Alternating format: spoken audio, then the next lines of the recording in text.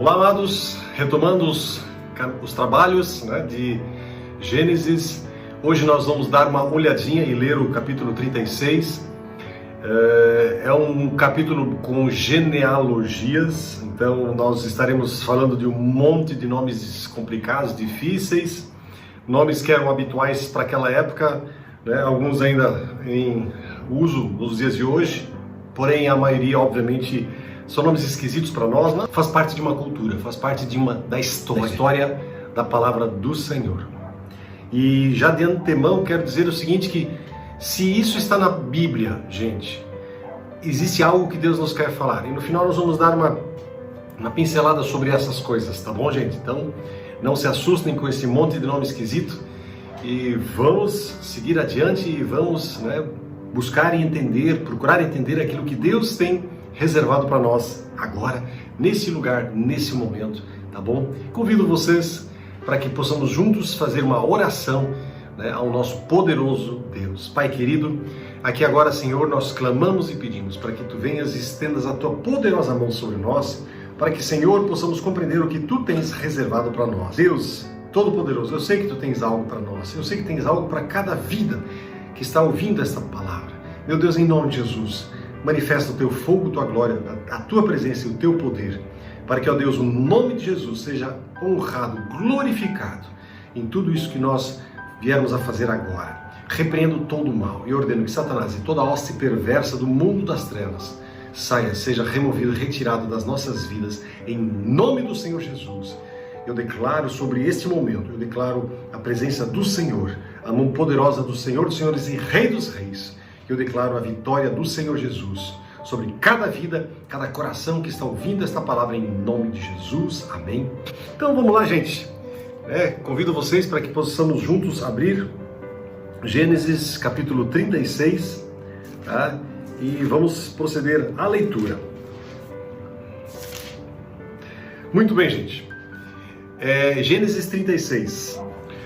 Gênesis capítulo 36, verso de 1, vai falando o seguinte: este é o relato dos descendentes de Esaú, também chamado Edom. Então, Edom e Esaú é a mesma coisa na palavra. De Edom vem os edomitas, Esaú se casou com duas moças de Canaã, Ada, filha de Elom, o Hitita, e Oholibama, filha de Aná, e neta de Zibeão, o Eveu. Também se casou com a sua prima Bezemate, que era filha de Ismael e irmã de Nebaiote. Ada deu à luz a um filho chamado Elifaz.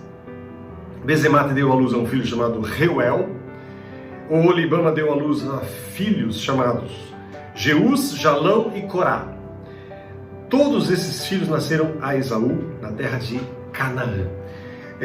Esaú, no versículo 6, diz assim, que tomou as suas mulheres, seus filhos e filhas e todos os da sua casa, além de seus rebanhos e o gado, toda a riqueza que havia adquirido na terra de Canaã, e se mudou para longe do seu irmão Jacó. Seus rebanhos e bens eram tantos que a terra onde moravam não era suficiente para sustentá-los. Portanto, Esaú, também chamado Edom, se estabeleceu na região montanhosa de Seir. Este é o relato dos descendentes de Esaú, os edomitas que viviam na região montanhosa de Seir. Estes são os nomes dos filhos de Esaú: Elifaz, filho de Ada, mulher de Esaú, e Reuel, filho de Bezemate, mulher de Esaú. Lá no versículo 12, então, os descendentes de Elifaz foram Temã, Omar, Zefo, Gaetã e Kenaz. Timna, concubina de Elifaz, filho de Esaú, deu à luz a um filho chamado Amaleque. Esses são os descendentes de Ada, mulher de Esaú. Os descendentes de Reuel foram Naate, Zerá, Samá e Mizá. Esses são os descendentes de Bezemate, mulher de Esaú. Esaú também teve filhos com Oholibama, filha de Aná, neta de Zibeão. Seus nomes eram Jeus, Jalão e Corá. Lá no versículo 15, diz assim então, que esses são os descendentes de Esaú que se tornaram chefes de vários clãs. Os descendentes de Elifaz, filho mais velho de Esaú, se tornaram chefes dos clãs de Temã, Omar, Zefo e Kenaz, Corá, Gaetá e Amaleque. Esses são os chefes de clãs descendentes de Elifaz na terra de Edom. Todos eles foram descendentes de Ada, mulher de Esaú. Os descendentes de Reuel, filho de Esaú, se tornaram chefes dos clãs de Naate, Zaerá, Samá e Mizá. Cada nome complicado, né? A gente às vezes até se embanando um pouco de ler esses nomes. E aí no versículo 17 ele continua: esses são os chefes das clãs descendentes de Reuel, na terra de Edom. Todos eles foram descendentes de Bezemate, mulher de Esaú. Conheci uma pessoa chamada Reuel, né? Não é um nome muito comum, mas eles acontecem. No versículo 18 diz assim: os descendentes de Esaú e sua mulher, o Olibama, se tornaram os chefes dos clãs de Jeús, Jalão e Corá. Esses são os chefes dos clãs descendentes de Olibama, mulher de Esaú, filha de Aná. E vamos dar uma olhadinha aqui, né, em algumas questões. Vamos só ler ainda no 19. O versículo 19 vai dizer o seguinte: esses são os clãs que descenderam de Esaú, também chamado Edom, cada um identificado pelo nome de seu chefe. Algumas considerações, né, a respeito dessas genealogias. Já vamos ver mais algumas genealogias, não se preocupe que tem mais. Antes de contar a vida de José, o escritor de Gênesis, ele vai descrever um pouco da terra de Edom e os seus habitantes, né? Os habitantes originais do Monte Seir, eles eram chamados de Oreus. Oreus é a mesma coisa que humanos, então eles eram humanos, seres humanos. Com o correr do tempo, Esaú e os seus descendentes, eles foram tomando esse território. Eles foram se apossando. Lembra que Jacó, quando se encontra com Esaú pela primeira vez, Esaú estava vindo de uma guerrilha, de uma guerra urbana, justamente para conquistar, né, as terras as quais ele iria tomar posse. E ele estava acompanhado de 400 homens, ou seja, Esaú era um sujeito que estava tomando conta daquela região lá. E assim Esaú, ele se tornou uma pessoa muito rica, com muito gado, com muitas ovelhas. As principais cidades daquela região de Seir foram quem? Foram Selá, Bozrá, Petra, Temã e Ezion-Geber. Os edomitas, eles continuaram hostis ao povo de Israel através de todo o Velho Testamento. Se vocês olharem, né, vocês vão descobrir, né, é só colocar ali no dicionário ou numa busca, vocês vão descobrir que essa turminha era uma turminha da pesada. A turma realmente, os edomitas, eram um povinho que era uma pedra no sapato do povo de Israel. Existe um livro na Bíblia que se chama Obadias. Ele fala, eu até vou ler aqui alguns versículos de Obadias. Esse livro, ele fala justamente, ele é uma sentença contra Edom, onde o profeta Obadias, ele profere a maldição sobre esse povo Edom. Justamente por quê? Porque eles estavam espezinhando, estavam massacrando, eles estavam detonando com o povo de Israel. Existem, se vocês puderem ler esse livro, na verdade não é um livro, é um livro de um capítulo apenas, ou seja, está mais para um artigo, né? Por exemplo, ali nos versículos 10 até o versículo 15, ele vai dizer assim, os motivos por que Edom estaria sendo castigado, né? Por causa da violência que cometeu contra os seus parentes, os israelitas. Você será coberto de vergonha e destruído para sempre. Quando eles foram invadidos, você se manteve afastado e não quis ajudá-los. Estrangeiros levaram a riqueza das nações e tiraram sortes para dividir Jerusalém. E você agiu como se fosse um deles. E aí no verso 12 ele diz assim, não deveria ter ficado satisfeito quando exilaram seus parentes em terras distantes. Não deveria ter se alegrado quando o povo de Judá sofreu tamanha desgraça. Não deveria ter falado com arrogância naquele tempo de aflição. Não deveria ter saqueado a terra de Israel naquele dia da calamidade. Não deveria ter ficado satisfeito com a sua destruição naquele dia da calamidade. Não deveria ter roubado a riqueza deles, né, naquele dia da calamidade.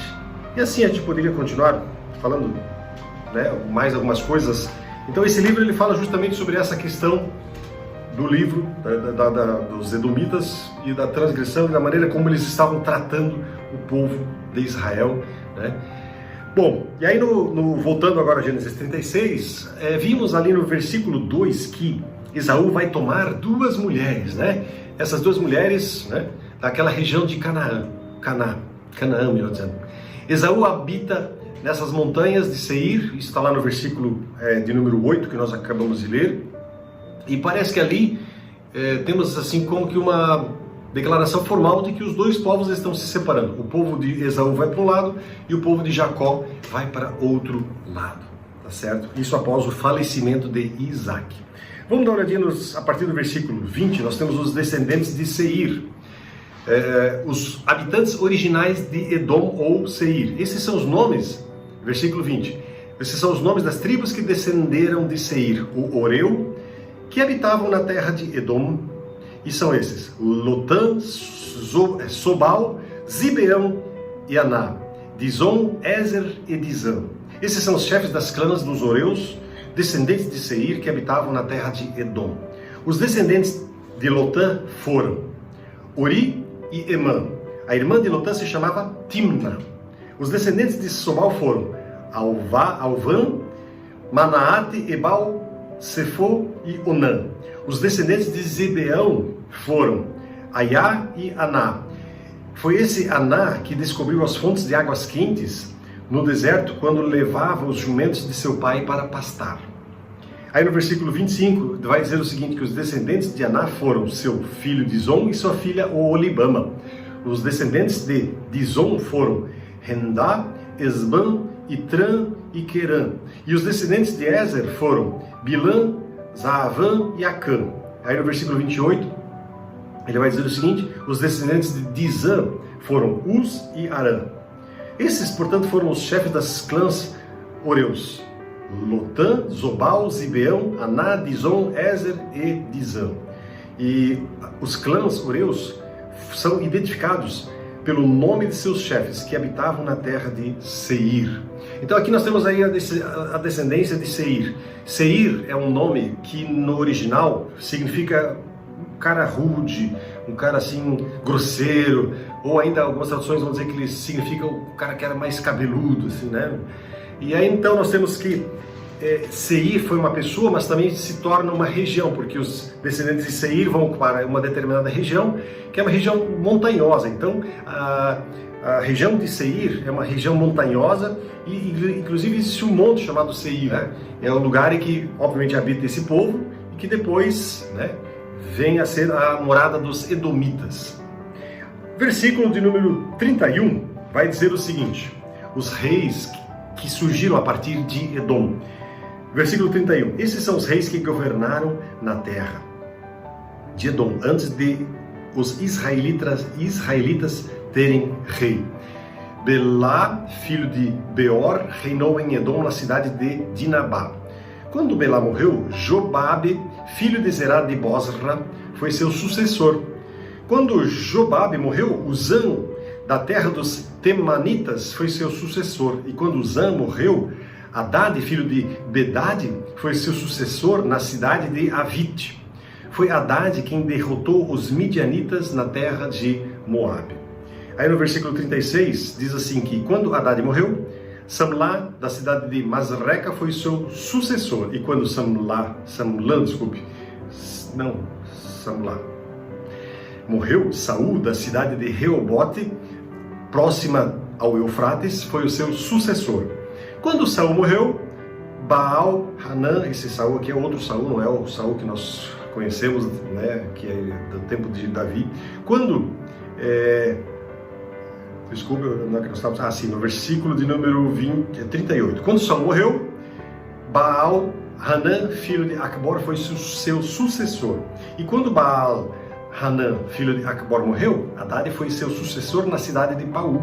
Sua mulher era Metabel, filha de Matred e neta de Mesaabe. Esses são os nomes dos chefes das clãs descendentes de Esaú que habitavam nos lugares que têm seus nomes: Timna, Alvã, Getete, né? Oolibama, Elã, ou melhor, Elã, né? Pinom, Kenaz, Temã, Mibzar, Magdiel e Irã. É uma salada de nome, né, gente? E aí, terminando então o versículo de número 42, esses são os chefes dos clãs de Edom, relacionados de acordo com seus assentamentos na terra que ocupavam. Todos eles foram descendentes de Esaú, antepassado dos Edomitas. Então, amados, aqui, como a gente viu aí, tem bastante nome esquisito, muito nome estranho, mas uma das coisas que a gente percebe é o seguinte: nessas duas sessões a gente vê uma maneira de colocar que é típica do povo hebreu, tá certo? Que é o método assim de dispor, em primeiro lugar, das linhas genealógicas ou povos ou mesmo pessoas, né, que são de menos importância, ou seja, são as colaterais, para no final ele chega para falar da linhagem mais importante, da descendência que realmente importa para os propósitos que Deus tinha reservado. Então, amados, em vista de tudo isso que nós lemos e vimos aqui, uma das coisas que mais a gente pode atestar e comprovar, evidências arqueológicas, elas comprovam isso tudo que nós estamos vendo aqui, tá certo? Então, uma das coisas que nós podemos aprender com tudo isso que nós estamos lendo aqui, eu diria assim que existem 4 coisas que a gente pode aprender, né? Em primeiro lugar, nós podemos ter uma certeza de que, por causa dessas evidências arqueológicas que estão cada vez mais comprovando cada palavra do que na Bíblia está escrito, nós podemos crer no que na Bíblia está escrito. 2. Toda essa disposição dessa genealogia, dessas histórias, tudo aqui está escrito para mostrar que Deus, o nosso Deus, o Senhor, Jeová, Ele é o Senhor da história, Ele é o Senhor que comanda todas as coisas. Ele é aquele que está no comando da boleia. E aqui está escrito, está registrado para que nós possamos saber, né, e ir atrás dessas coisas e comprovar que Deus, Ele está realmente no comando. Deus Ele é Senhor da história. Uma terceira coisa que a gente pode verificar: vocês perceberam que Edom cresceu, né, se tornou uma nação, se tornou realmente, no caso Esaú, se tornou um povo muito grande e próspero, inclusive. Isso estava profetizado também. Apesar de que Jacó receberia porção dobrada, mas Esaú também receberia a sua parte. Ou seja, se comprova que aquilo que na Bíblia o Senhor disse, né, através dos seus servos, como o pai deles, né, que profetizou e disse: olha, Jacó será o mais importante, mas Edom também terá a sua importância e terá a sua descendência e serão prósperos. E foram de fato, comprovando a profecia deixada para Edom, ou melhor, Esaú. Mas a coisa mais importante que nós podemos perceber aqui é o seguinte: que aquele que se coloca na mão do Senhor, aquele que se coloca debaixo do chuveiro do Senhor, vamos assim dizer, debaixo da proteção dele, ele vai receber porção dobrada da sua presença, né? Se Edom, que não era o herdeiro legítimo da promessa, recebeu tanto, quanto mais aquele que é herdeiro da promessa. Então, meu amado, eu diria o seguinte: coloque-se debaixo da proteção do Altíssimo, debaixo desse chuveiro, para receber a presença do Senhor na sua vida. Permita que Deus seja o único e o Senhor de cada detalhe daquilo que você faz, daquilo que você é. Porque assim nós iremos prosperar. Assim nós iremos... E eu não falo de uma prosperidade financeira necessariamente. Quando eu falo de prosperidade, eu falo de alegria, contentamento. A gente se sentir bem com aquilo que nós temos. Porque prosperidade não é você ser rico, é você estar feliz com as coisas que você tem. Tendo pouco, tendo muito, eu posso estar próspero. E isso é aquilo que Deus promete para aqueles que andam nos seus caminhos. Amém? Ore junto comigo se você assim deseja. Pai querido, obrigado porque nós podemos perceber que Tu és o dono da história. Tu és aquele que comanda tudo e todas as coisas. Obrigado também, Pai, porque durante os últimos anos, décadas e séculos, todas as pesquisas e buscas arqueológicas têm comprovado, Senhor, aquilo que na Bíblia está escrito. Muito obrigado, Pai, porque Tu queres nos abençoar, porque Tu queres nos agraciar com o Teu poder, com a Tua presença e a Tua graça. Obrigado porque, ao saber disso tudo, Pai, nós podemos chegar diante da Tua presença e dizer-te: Deus, venha, toca nossas vidas e nossos corações. Toca a vida e o coração daquele que está ouvindo essa palavra, para que o nome do Senhor Jesus seja honrado e glorificado nesta vida, para que, ó Deus, cada um de nós, cada vida que está ouvindo, Senhor, esta palavra, se prostre, se quebrante e se dobre diante de Ti, porque Tu és o Senhor dos senhores e Rei dos reis. Assim oro e agradeço e Te louvo e Te adoro, em nome do Senhor Jesus. Amém. Deus abençoe vocês no nome poderoso dEle, Senhor Jesus Cristo. Amém?